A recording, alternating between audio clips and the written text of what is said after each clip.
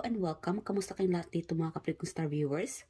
So, ang reading natin ngayon is the person on your mind. Whoever you are thinking right now, kung sino man yung laman ng isip ninyo or isipan ninyo ngayon, siguro lately napabother sa inyo or hoping yung iba dito. And again guys, paalala ko lang mga kapatid, pakilakasan na lang po ng volume ng reading na ito. Lagi ko po ito pinapaalala sa mga viewers ko, ano.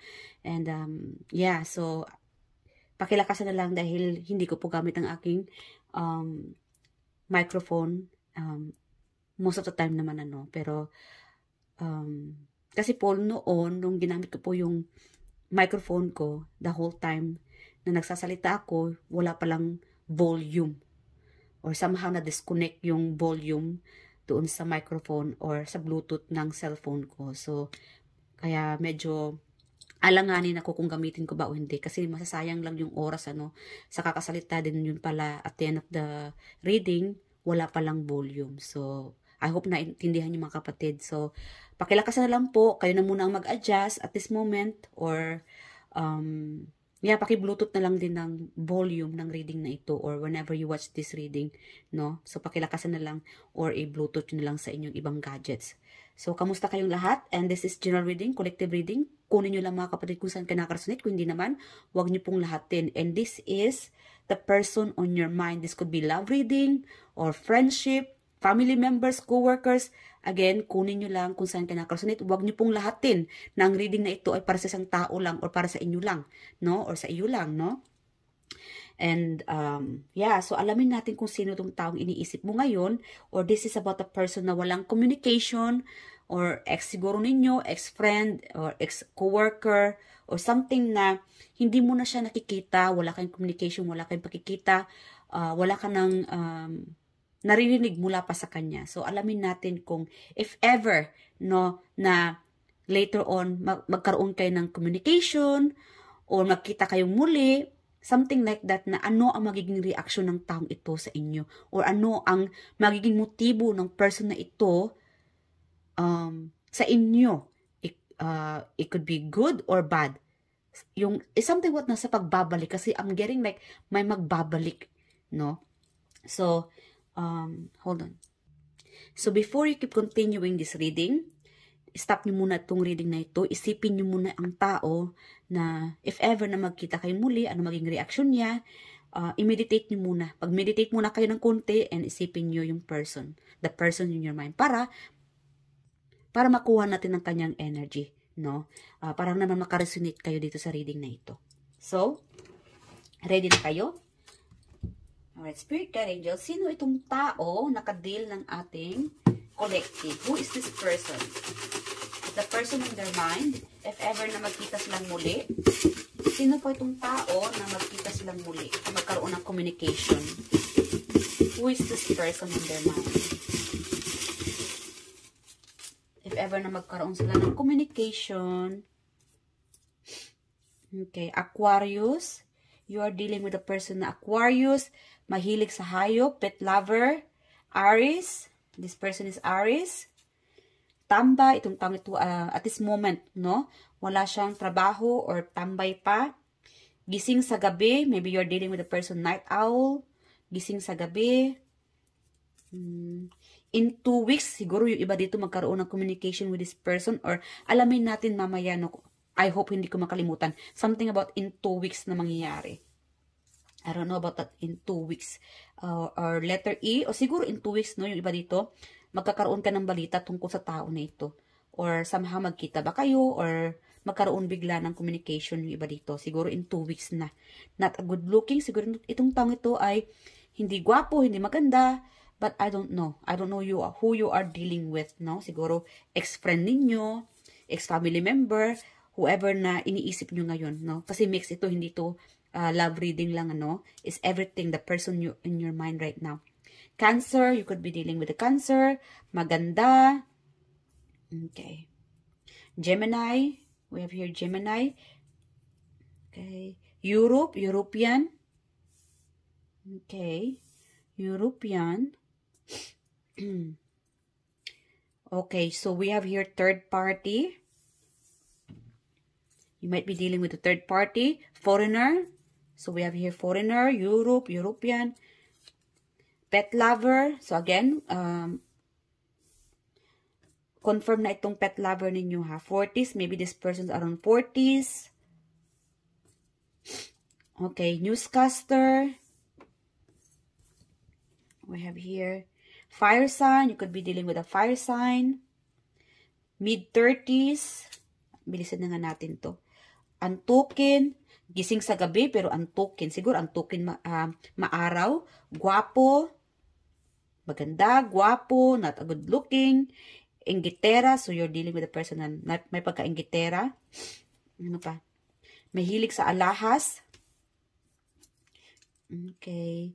Chick boy, chick girl. Kaya nga may ano tayo, third party ano. Libra. Searcher. Itong tawag ito ay something about research, no? I don't know what is all about this research or searcher. Anong, may nahanap ba? Or something sa social media?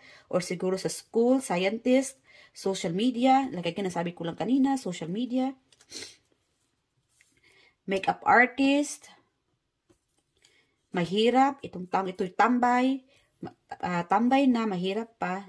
Siguro walang trabaho ngayon or siguro ito siguro may ano na no, may asawa na and maybe nagbabantay ng mga anak kaya tambay na muna. Backstabber, so this person is a backstabber kaya hindi mo agad-agad mapagkakatiwalaan. Alright, my letter Q sa person ninyo. Okay, Pisces. You're dealing with Pisces. And letter N, ano ba yan? Letter H, N, or U. Alright? So, ito yung mga sinyales or clue, no? The person on your mind right now. So, alamin pa natin kung ano ang sasabihin niya sa'yo if ever na magkita kayong muli. Alright, Spirit Guardians, if ever na magkita silang muli ng person nila, the person on their mind, if ever na may chance pa ba or somehow magkita silang muli, siguro sa party. If ever na magkita sila, ano ang sasabihin ng person nila sa ating mga collective? Okay. King of Wands. So, ang sasabihin nila sa iyo is, I'm getting like this person's been stalking on you. No? Mga collective, ini-stalk ka ng tao ito, inaalam ka niya, chine-check ka niya, kaya nga meron tayong searcher. So, ang sasabihin ng person mo, wow, ang laki ng ipinagbago mo. You are totally opposite. No? So, again, paalala lang mga kapatid, this person been searching about you, thinking about you. Maybe lately, you have been thinking about this person, and this person's also thinking about you. Meron kasi ditong may pagka-psychic din. So, you are sensing, no? Nasisense mo yung person mo na iniisip ka niya, and somehow lumalabas siya sa isipan mo. Because you are sensing your person, and you are psychic. Maybe yung iba dito, malakas na pagiging psychic, or you just being so intuitive, and energetically, nakukuha mo yung energy niya. No? So, you two are thinking each other. But then again, pagka once na magkita kayong muli, this person's react like you are totally opposite. Alright? Kung noon, Maria Clara ka noon, nung huli ka niya makita, ngayon, napaka-rockstar mo na. Napaka-seductive mo na. So, that's how this person react or approach you. No, once na magkita kayong muli. So again, ito yung tao na ni-research ka, chine-check ka niya, ini-spy ka niya on social media. This person's spying on you, checking on you. And I'm getting also like, it's not just this person na chine-check ka niya or ni-research ka niya. No? This person's admiring you. Yeah, it's just like, para bang malakas kasi ang dating mo. No? Yeah, you have taught this person. You're like a teacher from this person. Marami siyang natutunan sa inyo, mga kapatid. And I'm also getting like, namimiss ka rin niya. Siguro long distance. Meron kasi ditong long distance eh. Or, again, maybe you are, okay, so we have here third party, di ba? Siguro, dalawa sila sa buhay mo. And, you might, maybe meron ditong age gap or differences. No, pagkakaiba sa inyo. Siguro iba yung pinili mo, no? Hindi mo siya pinili. Again guys, kunin nyo lang ha, kasi meron itong love reading, meron naman ditong friendship love, or meron naman dito na admirer, no? Crush mo lang noon, or something like that. Or co-workers. Yeah. So again, kukuha ko kasi dito na, naalala ko yung third party. So, dalawa siguro sila sa buhay mo, and yung iba dito, married na, committed na, hindi siya ang pinili mo, and somehow naalala mo siya, and dahil siguro nakuha mo lang yung energy niya. Napipick up mo siguro yung energy niya na someone is watching on you, someone is stalking you, inistok ka niya, or siguro na inaalam ka niya, may nagsasabi siguro sa kanya, nagkikwento sa kanya tungkol sa iyo, and yeah, napipick up mo yung energy ng person mo, or the person on your mind. Alright? So, this person sees you very different na. Iba ang ipinagbago mo. Pagka once na makita kayo muli, sabihin niya, wow, ibang-iba ka na. Siguro sabihin natin na yung iba dito, sabihin niya na, yayamanin ka na kapatid, or yayamanin ka na collective, no? Or yung iba naman dito, ang dami kong natutunan sa'yo. Something like that. I'm also getting like an ex-friend, or friend. Kasi meron itong nabubuong friendship eh. No? So, maybe this person somehow na naisip ka niya, or checking on you, dahil there's a moment na nagre-reminiscing siya, or naalala niya yung time na may napulutan pala siyang aral galing sa'yo. Because you guys are very intuitive. Mas marami kang alam. You guys are very smart, very intellectual, knowledgeable, no? And you are a kind of person na ang dami mong pangarap. No? Kasi meron dito na go-getter. It's like, pinapaghirapan mo talaga whatever you are planning to do or dreams to do para makamit ito. That's who you are. And that's why this person is like, naalala ko yung si Collective. Ano yun eh, matapang, napaka-matalino and go-getter. No? Lahat gagawin niya para lang makuha lang itong gusto niya. Something like that. Pangarap, money, or dahil siguro sa mga tao sa paligid mo na sinusuportahan mo, you are very supportive. Siguro isa ka rin sa mga tao na sumusuporta sa kanya. Kaya itong taong ito ay ina-admire ka, no? Chinecheck ka niya, or isa ka sa mga tao na hindi niya malilimutan dahil isa kang malaking tulong sa kanya. Tulong na it could be financially, tulong na emotionally na andyan ka na natulungan mo siya. Or tulong na malaki kang biyaya sa kanya dahil nabigyan mo siya ng, I don't know, like mga advice siguro, or nabago mo yung buhay niya. Something about, it's because of you na bago ang buhay niya. Alright? Very straightforward. Meron naman dito na stranded. Siguro ikaw itong stuck na, again, married na, or hindi mo alam yung totoong feelings. Siguro meron ditong unwanted, or not unwanted, it's like unsaid, no? Or may mga bagay na hindi na-explain ng taong ito. And same to you. So, may mga situation dito na hindi pwede, or siguro ikaw ito na hindi na pwede. Hindi mo pwede na i-voice out yung nararamdaman mo sa kanya kasi may bawal.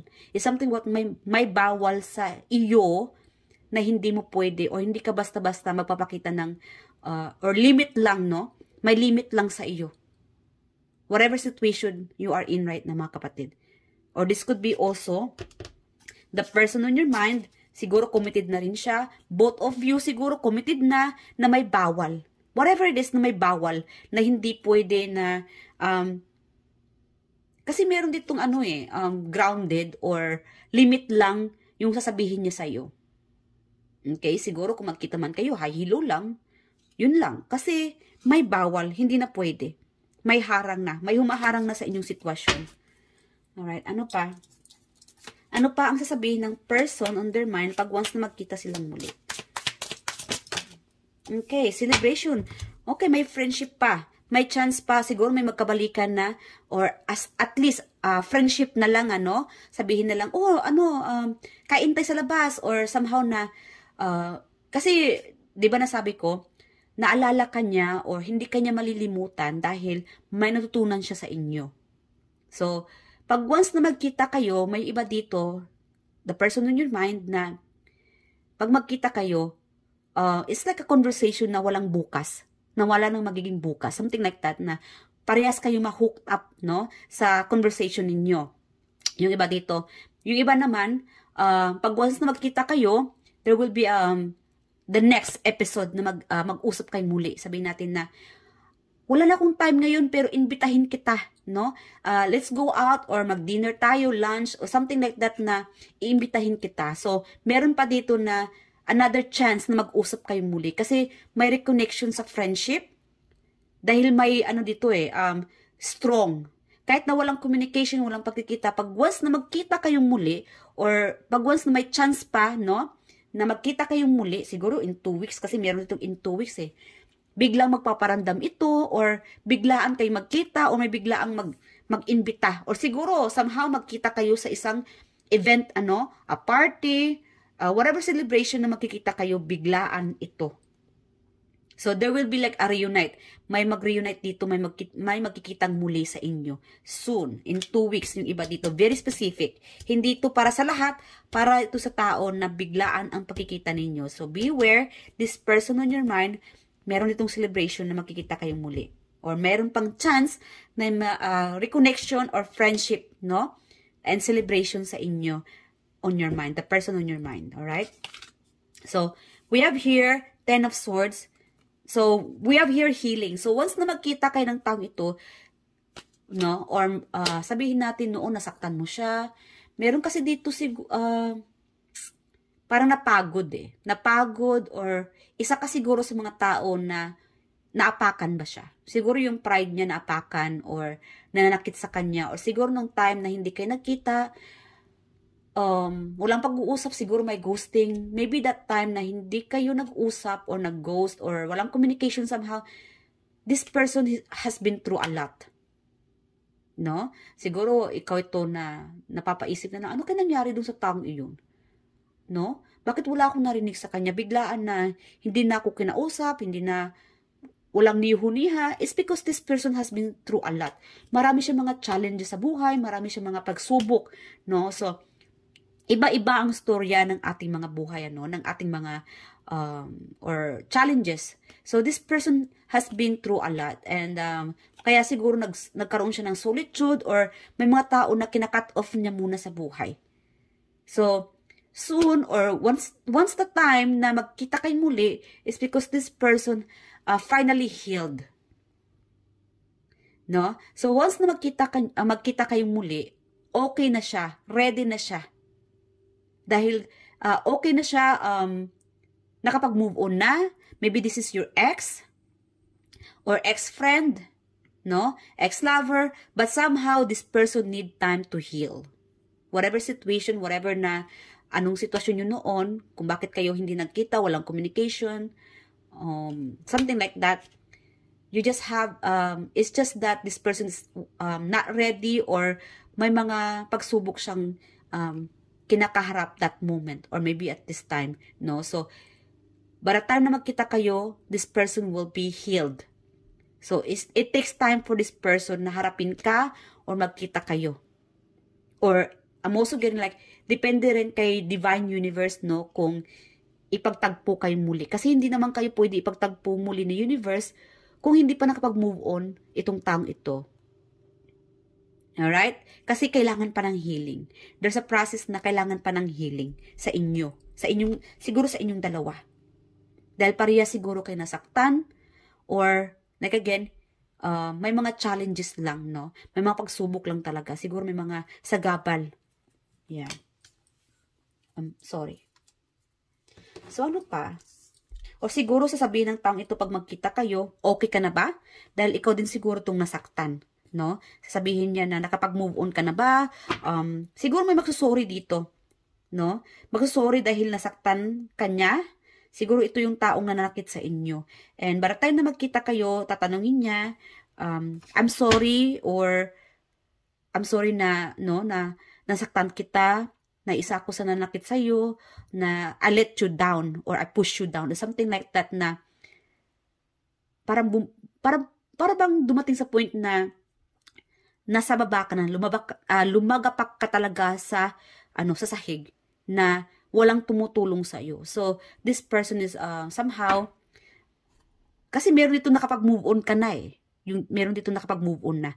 But then, pag magkita kayo ng taong ito, siguro magsusorry siya or this person feels so sorry, no, na nasaktan ka niya. Alright? And this person will be like, both of you, kasi meron itong parehas kayong na healed na, no? Napaghilom na yung sugat or nakapag-move on na. So, yun, it takes time. Meron kasi dito, it takes time pa for both of you na kailangan may healing process pa. So, depende pa rin yun kay divine universe. Kasi meron itong naghihintay. Maybe this person is waiting for you to communicate kasi ikaw itong nasaktan. So, maybe it takes time for you na makapag-communicate sa taong ito and this person is willing, no? Willing siya maghintay or hoping na kausapin mo siya kasi meron itong walang pag-uusap eh. And ito naghihintay siya. Naghihintay siya na kailan kaya si collective na magparamdam sa akin? Kailan kaya si collective na kausapin ako? Kailan kaya si collective na bigyan ako ng chance na mag-explain kasi marami din siyang gustong sabihin sa iyo. But it's up to you mga kapatid kasi meron itong talagang to the point na lumagapak yung sitwasyon mo na below the belt na siguro. Siguro like again, there could be like third party situation May mga sagabal, it could be another person or whatever it is na third party, hindi lang sa another person, it could be a situation na siguro sa trabaho, dahil long distance, or something like that. So yeah, ang taong ito ay naghihintay. Yeah, naghihintay na hoping na kausapin mo siya. Struggle din siya. Struggle siya dahil baka hindi mo siya pinapatawad pa, or something about na wala pang, or hindi ka pa ready na mabigyan siya ng pagpapatawad, or this person is also thinking na may chance pa kaya na mapatawaran mo pa ba siya? Something like that, no? So, ano pa? Alright. Ano ang nasa puso niya? This person. So, guys, take what's resonates for you here kasi meron ng friendship and meron naman dito na a family member or a lover or ex-lover. Kasi meron itong walang pag-uusap eh. Okay? So, Spirit Guardians, ano naman ang nasa puso ng taong ito? Ano ang laman ng puso ng taong ito sa ating mga collective? The person on their mind, ano ang nasa puso niya? Okay. Spirit Guardians, ano ang nasa puso niya? The person on their mind. 7 of Cups. Okay, so you are one of their, isa ka sa pinapangarap niya, nagde-dream, again, nasabi ko na kanina, nagde-daydreaming itong taong ito. So, this person is, pinapangarap ka, no? Isa ka sa mga goal niya na sana ay ma-achieve niya. It's like, yeah, so, nakita nyo, diba? Anito yung puso niya. So, meron kasi ditong total package ka na eh. Yung ganda, it's like, beauty with brain, with a heart. It's not just the beauty with brain, with the heart. So, total package ka na sa kanya. So, ito yung nasa puso niya, no? So, this person's like daydreaming, no? I don't know what happened to you guys. Please leave your comment below about your situation, no? Nakakatuwa po na mabasa yung mga situation ninyo. At pasensya na mga kapatid kung hindi ko man ma-respond yung mga mensahe nyo doon. But then again, nabasa ko po iyon. And yeah, and thank you sa mga nagko-comment or naglalagay or nag-i-effort no, na mag-comment at mag-share ng kanilang mga situation. So, yeah. So, this person's daydreaming about you, thinking about you. You are the total package and they have a good intention. Meron naman dito na siguro ikaw itong may pera. Again, nakita ko kasi sa vision ko, itong taong walang trabaho. Ikaw siguro itong walang may pera. It's like you got everything. Siguro ikaw yung tao na pwede kang, meron kasi nagsisisi eh. Nagsisisi siya dahil malaki kang tulong sa kanya. Diba, nung una pa lang, you teach this person, you have taught this person, you help this person, matulungin ka, malaki kang tulong sa kanya, maybe somehow, I don't know what happened, nagsisisi siya, siguro dahil this person blow you off, no? So, yeah, para bang siya siguro ditong lumagapak o bumalik sa zero, no? Dahil ikaw siguro tong sumusuporta sa kanya financially, and it's not just financially, no? With love, with passion. I'm also getting like, siguro meron kasing inahas. Siguro may ahas sa inyong sitwasyon, no? Or backstabber again. Meron ditong backstabber. Yeah. So, what's in their heart? Nagsisisi siya. But what's in their heart? They've seen you, nakikita kanila, you are a total package. Beauty with brain, with a heart.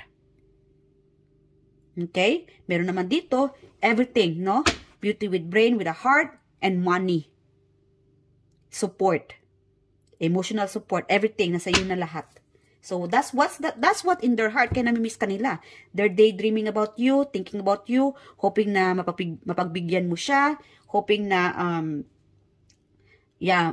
nag-heal ka na, hoping na meron kasi dito na reconciliation, no, or reunite. Yeah. Or mabuo muli itong friendship, or mabuo muli, at least friendship na lang, from the start. Okay. So, under emotions naman, ano ang nasa emosyon niya sa iyo? Kasi nasabi ko na rin yata yung emosyon din eh. Ano ang nasa emosyon ng taong ito sa ating mga collective? Ano ang nasa emosyon ng taong ito sa ating mga collective? Spirit team angels? Okay, yung nasa emosyon niya is 4 of Cups. Meron ditong kailangan mag-sorry. Meron ditong may egoistic. Para bang gusto niya na ikaw na muna mag-approach sa kanya. No? Siguro nahihiya siya. Like again, egoistic, no? Either gusto niya na ikaw mag-approach, humingi ng sorry, or at least mag-start na muna, no, na hi, hello. So, yun yung nasa emosyon niya. Like again, may pagka-childish ito. So, this person is like checking on you on social media. Searching on you. Ni-research niya, inaalam niya kung anong ganap mo. Siguro, isa siya nag-follow sa'yo. Siguro, meron kasi ditong binablock o in-unfollow, but then this person still searching. I'm also getting like this person might be using different account or, different name, no, sa social media. And again, this person, para bang sinishare niya yung problema niya or yung situation niya sa inyo sa close friend niya, either brother, sister, or best friend. Okay? So, this person is still longing. I'm hearing like longing. This person can't forget about you. Kasi, malaki kang, it's like you are imprinting. No? Nakaprinta ka na sa kanyang utak. Nakaprinta ka na sa kanyang puso. Dahil you have taught this person a lesson. Malaki kang, naging guru ka sa kanya. Pagbabago. Nabago mo siya, mga kapatid. You're like a teacher, no? So, meron ditong gusto ka niya ring tularan. Especially like a friend or a sister. Kasi meron itong family member din dito na gusto ka rin niyang tularan. So, ano naman ang magiging motibo ng taong ito sa inyo? Ang totoong motibo niya right now. Huwag na tayo mag-dig in sa past. Let's dig in about this current or future. Spirit Guardians, pag magkitas lang muli, ano ang magiging motibo ng taong ito sa ating mga collective? Okay. Okay, the Hierophant, meron ditong gusto magpapakasal or magiging boss, no? Again, this person is, I'm getting like this could be your soulmate. You might be dealing with your soulmate, no? This could be your husband, your spouse, a family member, 10 of Cups. Yeah.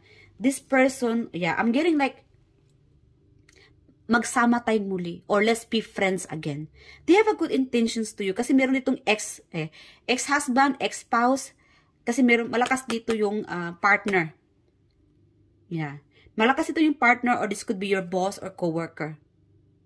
Or maybe this person have I'm also getting like, siguro itong taong ito ay may magandang, like again, nabago mo ang buhay niya dahil nagtrabaho siya magpursige siya magpatrabaho and siguro boss na siya sa company or nagkaroon na siya ng high rank, no?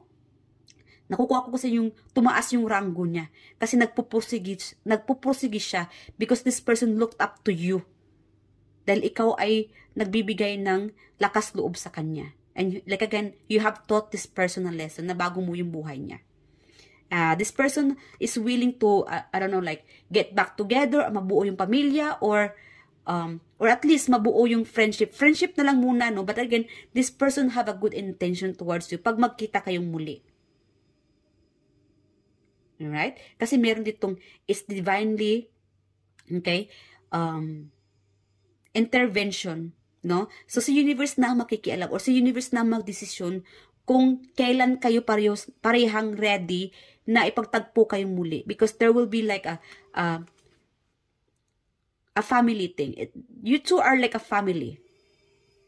Malakas ditong family eh. Kahit na friendship lang, there's like a soul bond, no? Na parang kilala nyo na yung isa't isa. It's like more than a friend. It's like a family.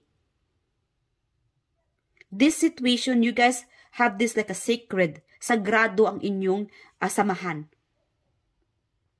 Alright? Siguro, kailangan lang talaga, no, na whatever is the third party, o nagkasala man itong taong ito, or this could be you, may dapat talagang matutunan. And then, once both parties are nag-matured na, no, nagbago na, then the universe will let you to reunite. Parehas na kayong hayaan ng universe na magkitang muli o mag-usap na muli dahil nabago na kayo pareho. It needs healing yung iba dito. Alright?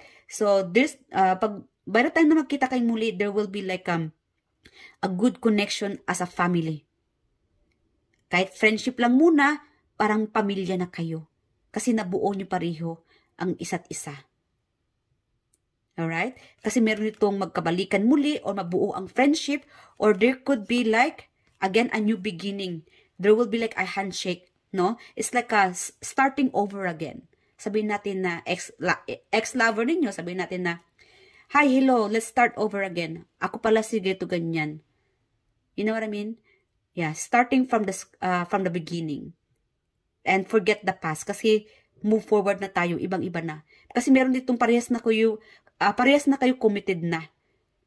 So, friendship na lang. Or meron naman dito na, I'm getting like someone here, no? Baka bigla kayong magkita nitong taong ito dahil may offer siya sa inyo. This will be a good beginning sa inyong samahan. An offer of friendship, like again, may mag-o-offer sa inyo, itong taong iniisip nyo ngayon. Or an offer of relationship siguro, pagbabalikan, or an offer of a job or business. Okay? So, yan yung intention niya sa inyo or motibo, no, ng taong ito pag once na magkita kayong muli. Okay, like example na engineer ka, tapos magkita kayong muli, sabihin ng taong ito, oh, kamusta na, engineer ako, tama-tama sa company namin, kailangan namin ng engineer. So, yan, i-offer ka niya, no? So, example lang ha. So, yeah, once na malaman ng taong ito yung background mo, this person have an idea or matutulungan ka niya, no? Kasi meron itong pagtutulungan din eh. So, this person is going to offer you something na matutulungan ka rin niya. Maybe this is the right time na rin na natulungan mo siya noon. Maybe this time babawi itong taong ito, natutulungan ka rin niya. Kasi meron itong pagtutulungan once na magkita kayong muli ng taong ito or reunite, no? So, yes or no na tayo mga kapatid. I hope na nakaresonate kayo dito. I hope nag-enjoy kayo sa reading na ito. Our spirit and angels, yes or no sa ating mga collective. Guys, magtanong kayo ng isang katanungan and the answer will be yes or no. So, pause nyo muna yung video and magtanong kayo ng isang katanungan. Our spirit and angels, yes or no sa ating mga collective. Yes or no?